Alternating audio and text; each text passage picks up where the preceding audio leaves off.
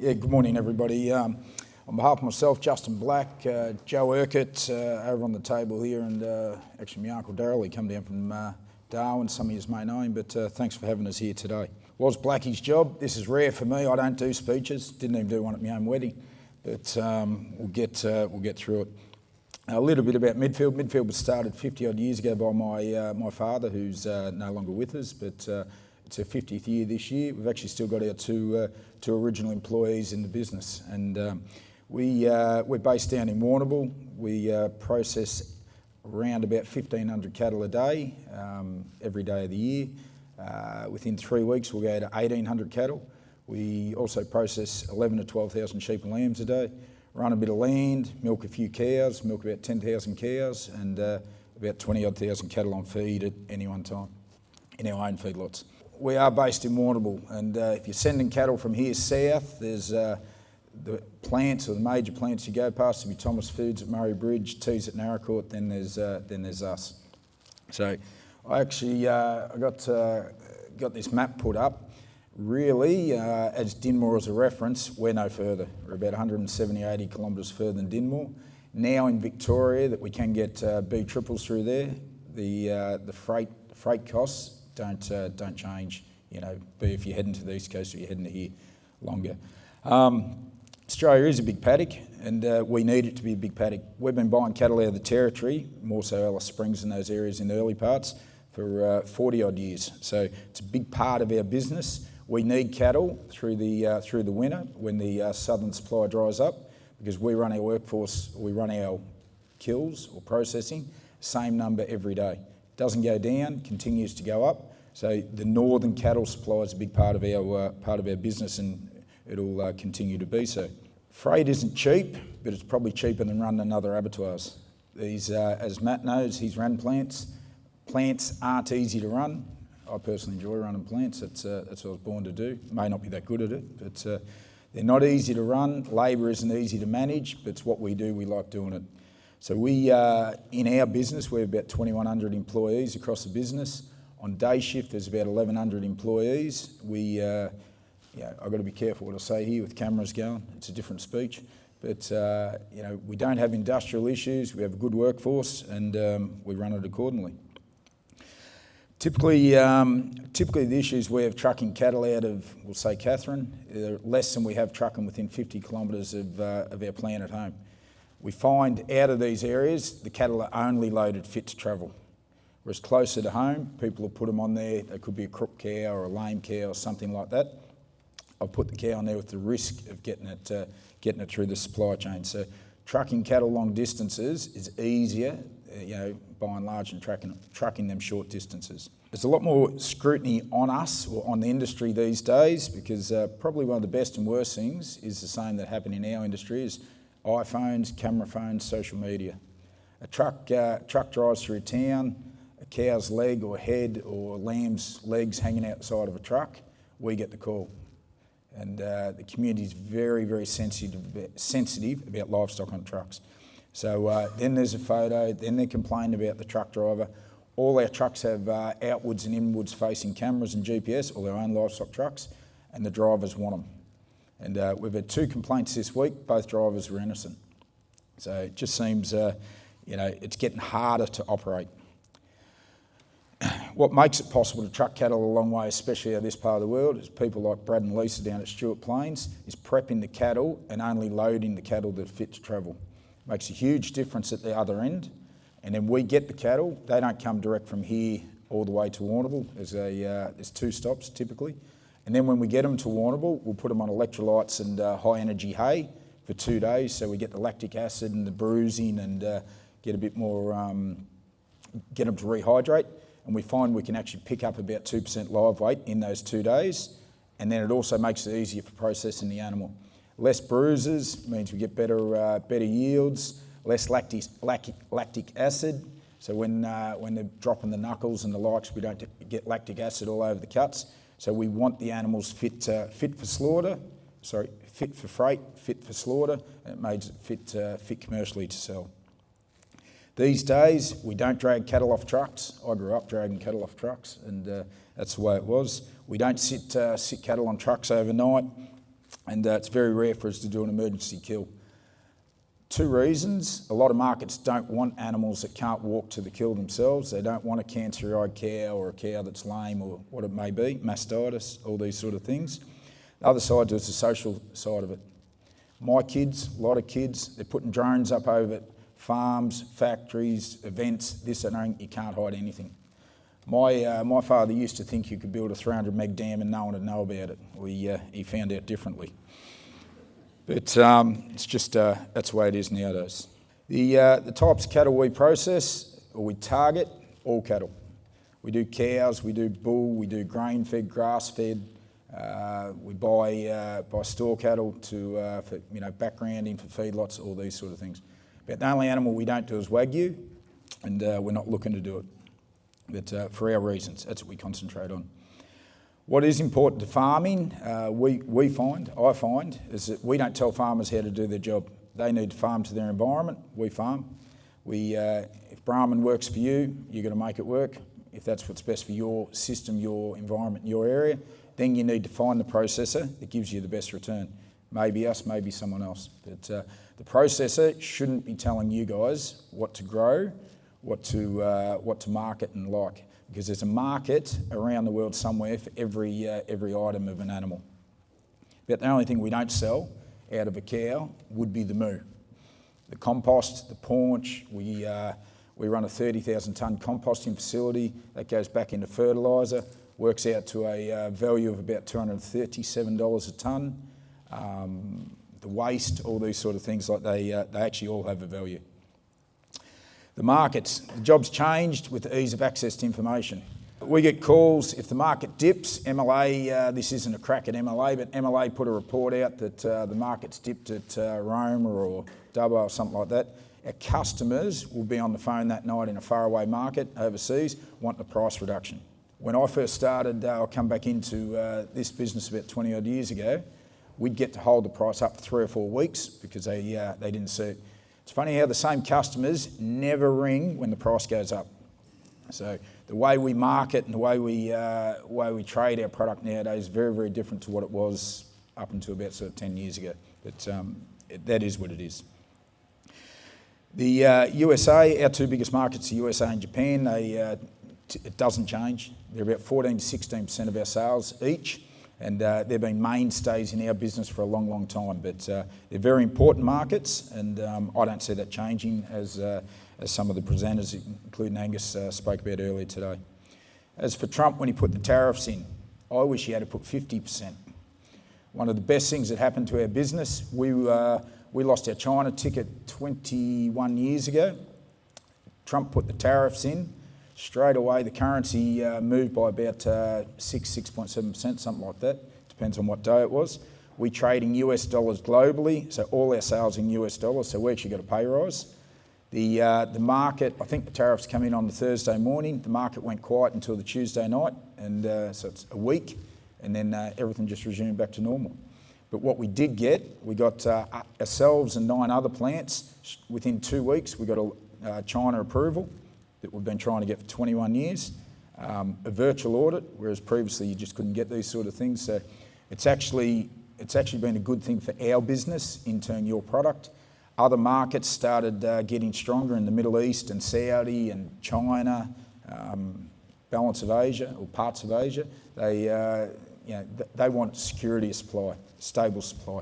So on that, as Angus said earlier, we got the same tariffs as Brazil, as New Zealand, as all our other competitors in this country. So it really had no bearing on what we do from day to day. As for what we see with the major markets going forward, as I say, USA, Japan, I don't see why they wouldn't remain. They're good, stable partners.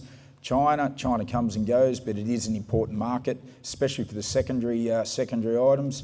Most of our hides and skins go to China, tripes, offals, or a lot of offals, head meats, face plates, feet into China and Vietnam. All those products today off a 230 kilo Brahman cow add up to about $170. So access into these secondary markets is extremely important, because sometimes that can be the margin. And if it's not going to those markets, it's going to the render, and the returns at the render are nowhere near that. Other big markets that are emerging, Saudi. Saudi seems to have come into the Western world, or the 21st century, but it's been very, very strong in the last 2 years, as is the rest of the Middle East. So just as the tide lifts, all boats in the harbour will rise with it, and that's what's happened in the Middle East and large parts of Asia. Indonesia, we heard from Greg a moment ago. Indonesia for us is either very good or not there. We're always waiting for the permits to come out. We get the permits, we don't get the permits. It could be a fantastic market, and for whatever reasons today, for the processor, it's a good market. It's not a fantastic market, but if our politics or our relations improve, we feel that it'd be a good, stable, long-term partner for Australia. And so it is important. As I was talking about these emerging markets, or these, some would say, secondary markets, we'd rather sell to them than to the top tier markets because of the secondary items, and it has a big bearing on returns. So we like meat to be expensive because the dearer the prime cuts are and the trims are, it actually makes those secondary cuts worth a whole lot more. So the tenderloin these days is a commodity. The niche products are all these other items that we can process. Processing, what do we do with your Brahman cow? And that's about all we buy on the Brahman side. We don't do Brahman bullocks and the like. But firstly, we need to do what we can to ensure that the animal comes to us fit and healthy, and because that's our yield, that's our return. So it's important that we only load what's correct or fit to be transported. They need to be hydrated. They need to be fed. They can't be well and truly in calf because that causes issues at the other end for the reasons we should all know. And then that gives us a good product to work with.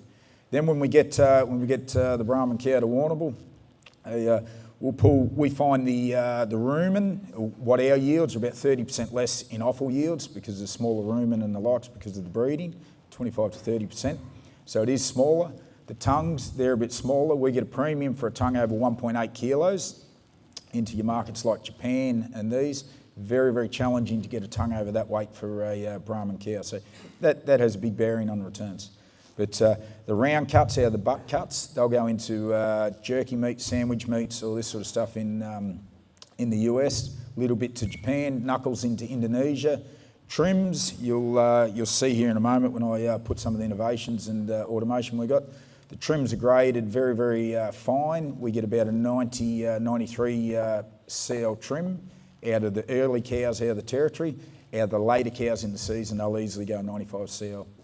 So hamburger meats in the US, Japan, Middle East, not so much domestically. We don't concentrate on that, but that's where your cuts will be going. The intestines, all these things, medical strings, surgical strings, tennis racket strings or tennis strings to companies like Yonex and Wilson. Younger cattle, we'll be doing pericardium, heart sacs, these things for medical. Bloods, hard to do much with your bloods out of animals from the top end due to blue tongue. Makes it harder to sell into the pharmaceutical and medical market. So that's one negative, but it doesn't make a whole lot of difference to the pricing. Your porterhouse or your prime cuts, your porterhouse and scotches, we could inject them with a emulsifier. More so probably adds weight, some say it adds tenderness, and then that'll be exported into faraway markets. I won't say because we're getting filmed, but they'll go to faraway markets, so it makes it more tender, more edible. Some of the leaner cuts, they'll go in, and some companies will inject fat in them to make a substitute Wagyu or a rip-off Wagyu, if you call it that, but that's what they do. And it's all perfectly legal, perfectly healthy, and go from there. With the 85 CL early in the season, if they're real good cows, that trim will typically end up in Japan because they buy a bit of a fattier meat and go from there. Other items like the hides off these northern cattle, if they've got tick scarring, brands, which they will have, and the hump in the neck, they will be heavily discounted. And so a beef cow at the moment, you could say about $35 Aussie for a Black Angus 300 kilo beef cow. For a Brahman hide, we'd be looking at about $14, $15, and that's the market. So that's due to the hump in the neck and the scars and these sort of things. All right. All other items like the feet, we actually get more for a Brahman foot than we can get for a Black Angus foot because it's typically white, it's one colour, and that's how they want it. So we even grade in the feet, the face plates and all these sort of things, so go from there. Clicker. Some of the things that change in the industry and innovation. On the left there you see we've got a product called Luma Chain. It's from a company out of Chicago. Australian lady actually developed this out of Chicago. What it does, it counts all the livestock. So it's AI. We've got a lot of AI in our business. It's 2-3 years ago I couldn't spell AI. Now we've got an AI department. We have the physical AI guys based in Australia. We have the back office guys based in the Philippines. And it's every day. We've got AI reading reports, office daily yields. It used to take me about 2.5 hours to go through all the production yields, manning, this, that and everything. Livestock costings when we've got buyers paying too much for livestock, which is a daily occurrence, and the like. But now I can get through all the yields in about 15 minutes. Through AI, it tells us the exceptions. We don't care what's good, we only care what's bad. Part of that is your Luma Chain. It counts the cattle, counts the sheep off the trucks. If one goes back the other way, it counts them, identifies animal welfare issues, also scans the ear tags for accuracy. It looks for, we've got other cameras you'll see on the slaughter floor. It shows us if the operators aren't doing the correct techniques, processes, if they're not sterilising their knives. Because nowadays, if someone wasn't doing in times past, if someone wasn't doing their job, you'd threaten their job and they'd do their job. If you threaten their job nowadays, they go out on stress leave or something like that and that'll cost you 40 or 50 grand. So with us, it's trial by video. The video doesn't lie. So it actually makes it easier, this AI technology and camera smarts, to manage the workforce, because there's no arguing when you show someone a video of them doing the wrong thing. So there's a lot of that. To make the job easier for the employees. To make the job easier for employees, this is the first knife sharpening system of its kind coming into Australia. It's a robotic knife sharpener, sharpens 780 knives an hour.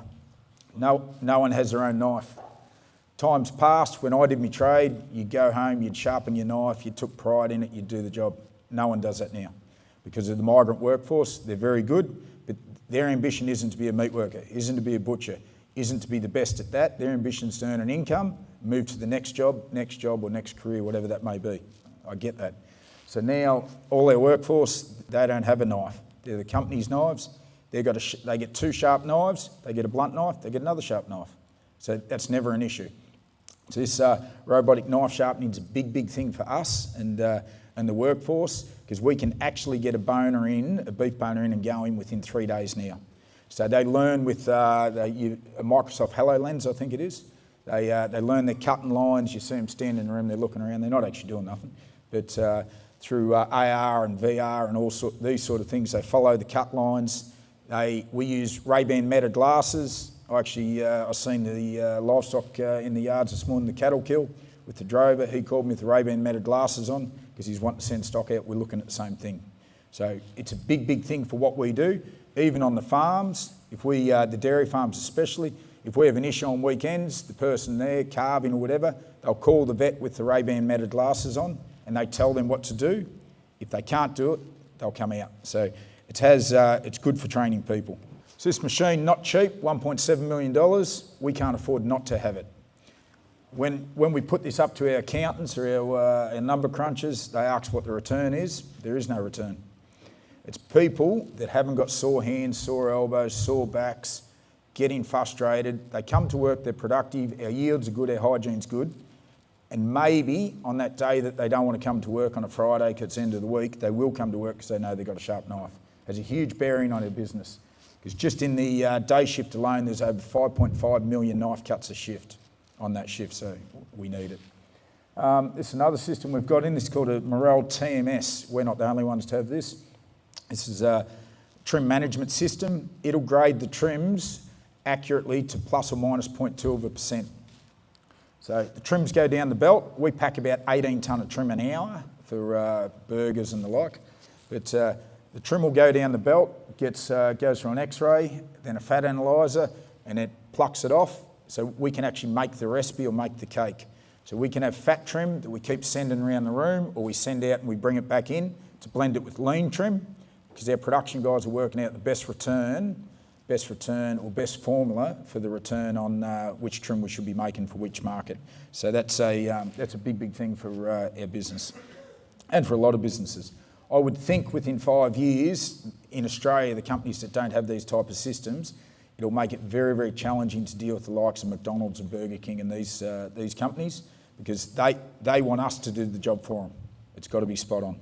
Our plant in Warrnambool, we spent about $103 million on it 2 years ago, up until 2 years ago, to do a lot of upgrades. We've just committed to another $140 million upgrade on the plant, and just to get more and more efficient, because we actually don't like people. They cause us problems. But got to be efficient, got to be lean, got to keep our costs right. We cannot control outside the boundary of the processing plant. We can only control inside, so that's why we have to run them hard and run them lean. But this automated loading system for the freezers, it's got rid of about 60 odd people when we done it. It's about 12,300 cartons of frozen per shift. We can rotate that through twice, so we get about 25,000 cartons through. Then we also do chilled, which is ASRS, or automatic sort and retrieval system. We're not the first to have these, won't be the last. That system moves at 6 metres a second, putting the cartons through the loadout and chilling system. So we've got 3 of them, and they turn up every day, 7 days a week. Don't argue, don't ask for a pay rise. They're pretty good. But when they do stop, it actually stops the trucks coming in the plant.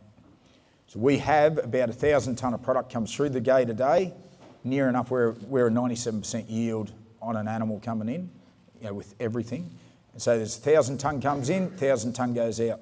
That's a challenge for us, because we're located in the centre of the city, right next to the between a hospital and a school. But we make it work, we schedule the trucks, we just try and reduce our footprint. But so it has to be just in time. Comes out robotic loading. These guys, they're good. They turn up every day. Don't say nothing. Keep working. Roll on, roll off loading. Currently it takes us about 45 minutes to load a road train, 2-trailer road train, not like the big ones you got up here. And because our meat's got to go, got to get to port, it's got to keep going out the door. When we put Ro-Ro in, this goes in the last half of this year, which is coming at us, and we'll be able to load a road train in 9 minutes. And it's important, because we don't turn the trucks off. Driver gets out, next driver gets in, they just keep going. So our busiest trucks do about 45,000 kilometres a month, and that's only on a 3-hour trip. But just keep them going out the door. Our view, next one, is the factory of the future. This is our factory. That's our head office in Warrnambool, which is our original kill floor, actually. It's where we work out of there. But we've got an ops centre there. So we do know, we trend and track where we should be at any time in the day. As Matt would know, people say, oh, we've lost a bit of time, we'll catch up. Well, if you could have caught up, you should have been going at that pace already. We can't catch up. Just the wages on one kill floor are $89 a minute. So if we're down for 10 minutes, that's $890. So we've got the ops centre that we watch from Warrnambool. I can watch it on iPad. We also watch it from the Philippines. They watch it through the night and monitor that. So we know where our kills are, where they should be. We know where our boning is, where our yields are, the freezers. We know where the trucks are. If a truck's running late, we can pull another one in, and that's why we run our own trucks mostly for outbounds. We know what our waste is. We know where our hot water's sitting. We know where the energy is. We know what our cost of energy is. To shut down, if we shut down for 3 times a year for 9 to 11 minutes in the peak power demand, that's worth $400,000 to us. So there's all these sort of things that without this, we can't do it. So if we shed power, if we know where our freight is, just in time business. So it's a big thing for our business. I believe going forwards, most factories of the future will require technology such as this, or businesses of the future. We don't like to complicate it, but we do need to see what we're doing. And the beauty about this sort of stuff, it doesn't tell fibs. It tells it how it is. For us, automation is critical to not only for our survival, it's critical for us to thrive, because You don't necessarily have to go faster, we just have to do it more accurate, better. And as I said at the start, these camera phones, we used to have an issue in a faraway place in the Middle East or Libya or Iran or wherever it may be.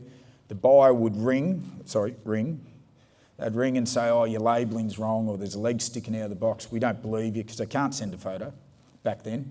Now they send the photo, they want to claim, they want to do this. We do about 96,000 lambs into every 12 weeks into a supermarket chain in the US. I was telling the guys yesterday on the way up. Last contract period, for that 12-week period, they claimed on 46 kilograms of meat.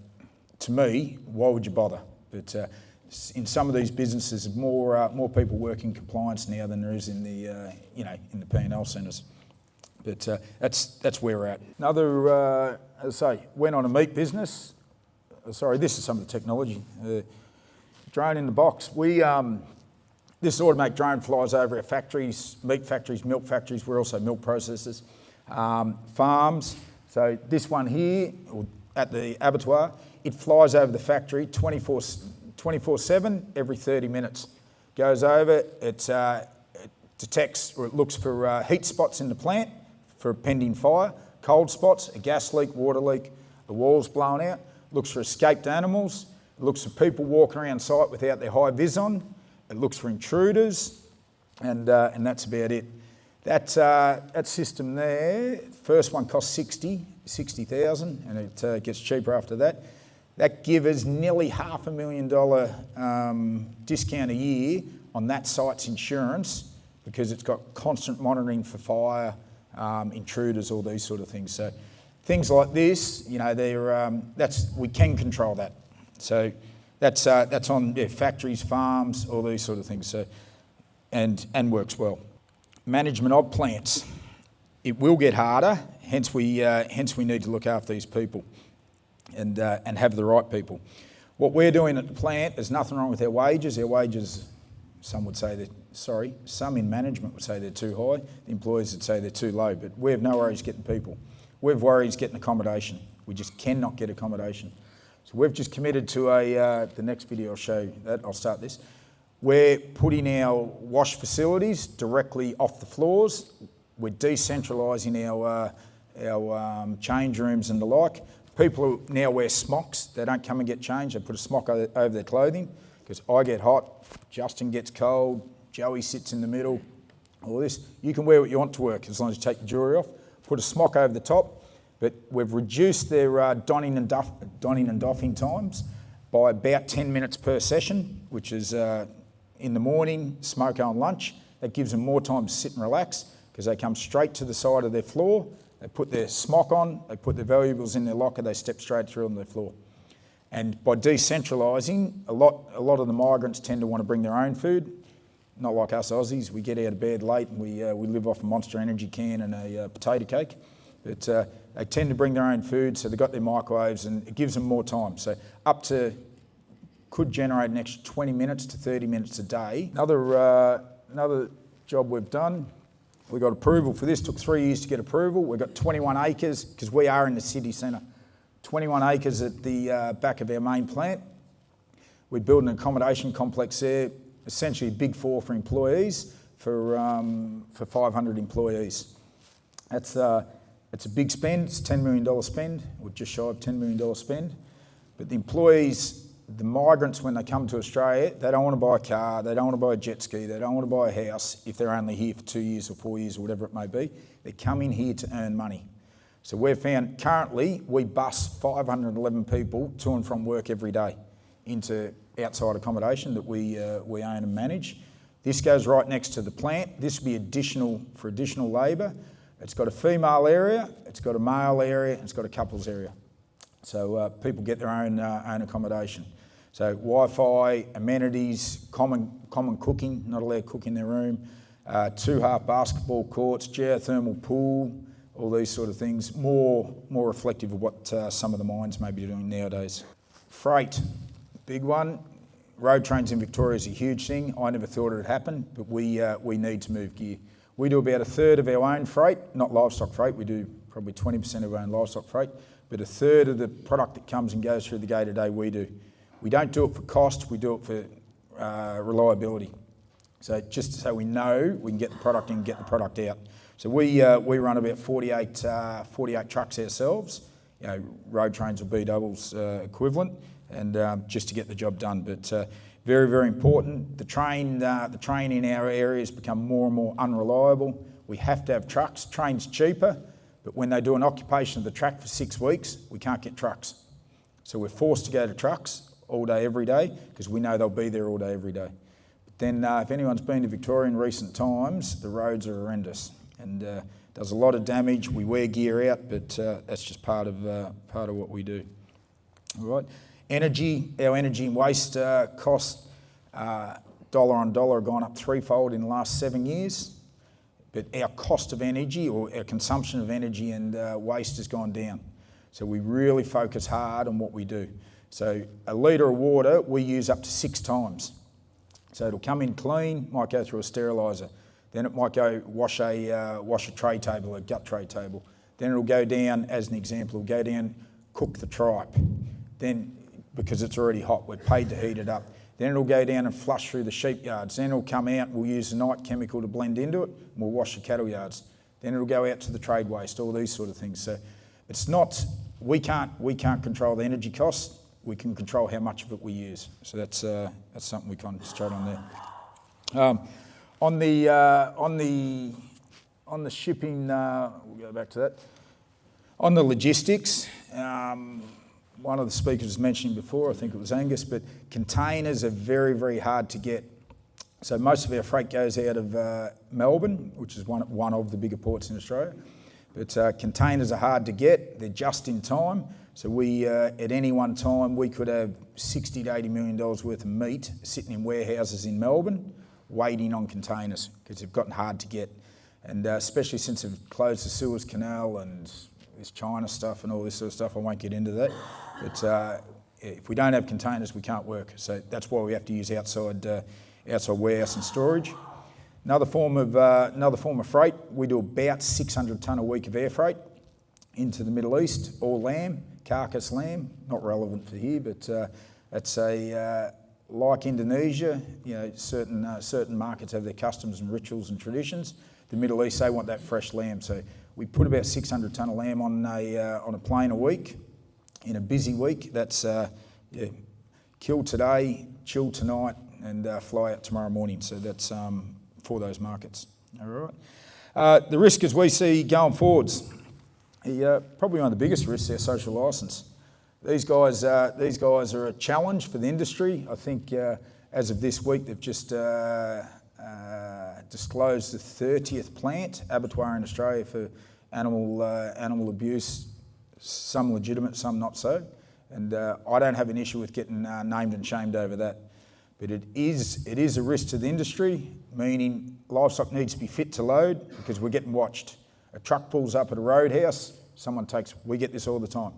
Someone takes photos and they send them to us because our name's on the truck, or if someone else's truck. But it's not an issue if they send it to us, it's an issue if they send it to a current affair. And a lot of the time, it's a point in time, it's not even an issue. They edit what happened before it, they edit what happened after it.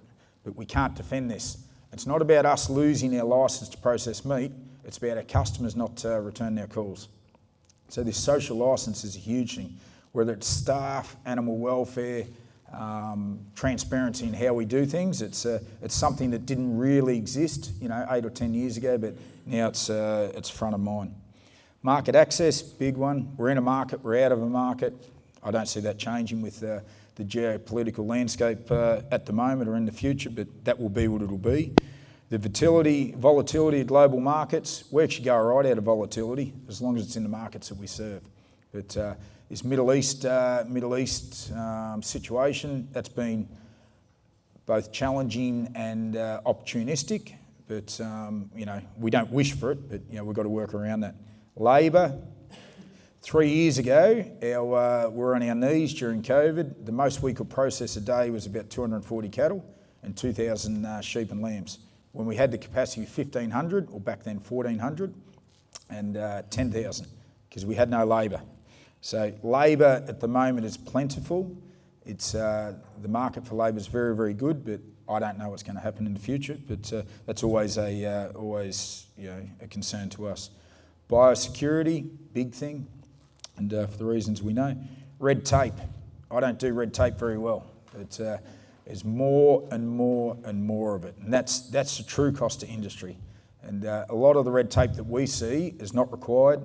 It doesn't save money, it costs money. It doesn't add to employee safety. It doesn't add to animal welfare. It doesn't add to better hygienic outcomes. It's, I think it just adds jobs for departments that possibly shouldn't be there. And then last of all, it's remaining competitive. Every day, we just aim to be the lowest cost processor of beef and sheep meat and dairy and all that in our space or in this country. So that's we don't look, we don't predict the market prices for livestock or meat or foreign exchange or these sort of things. We just have to keep our costs as low as we possibly can whilst producing a clean, green, sustainable product out the other end that we can continue to operate. Because the costs incurred in Australia are much greater than a lot of our competitors. It is a global market. This clean, green thing, it's no longer. Customers want clean green, but they don't pay for it. ESG was a big thing up until 12 months ago. Larger customers were talking about ESG, what are you doing here, what are you doing there? We tick the boxes. What's ESG? Environment, social and governance. Sustainability and governance. No one pays for it. You see some of these large mining departments, they've got rid of their green teams or whatever they call them. We do not know the customer, and we deal with all the big ones that'll pay for ESG. They want you to be clean and pretty and nice and cute, if that's the word for it, but they won't pay for it. So if someone's telling you to go plant a tree, you'll get paid more for your beef, make sure they put it in writing, because we're not seeing it. All right? I'm not saying it's not there, but we're not seeing it. As for the future, I personally believe there'll be less abattoirs in Australia in the future, maybe in the next week or two. But there is a number of abattoirs for sale, and for whatever reason that may be, we're our own worst enemy. Probably for the last 15 years, our workforce has been largely migrant workers. So they come, they go, because that's the rules. There's no succession. There's no management. It's very, very hard to train and retain people for the future. Plus, we're competing with the mining sector, someone on a stop-go sign at $80 an hour at night time versus a meat worker at $37 an hour, and the like. But if we follow the trend of the US, Europe, and South America, there'll be bigger plants. I'm not saying every plant will go. There'll be bigger plants, but there'll be less of them. And the big plants aren't necessarily the most efficient plants to operate. In some instances they are, but not always. Talent will be hard to attract and retain because of our migration laws, but we work with what we've got.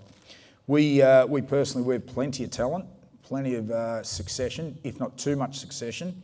So younger ones, we find it hardest to hang on to the number 2 or the 2 IC because they don't see a path forwards because Dean or Justin or Joe, they're not retiring, they're not leaving. So we find we lose more of our number 2s than we do our number 1s. We don't lose number 1s, we just don't.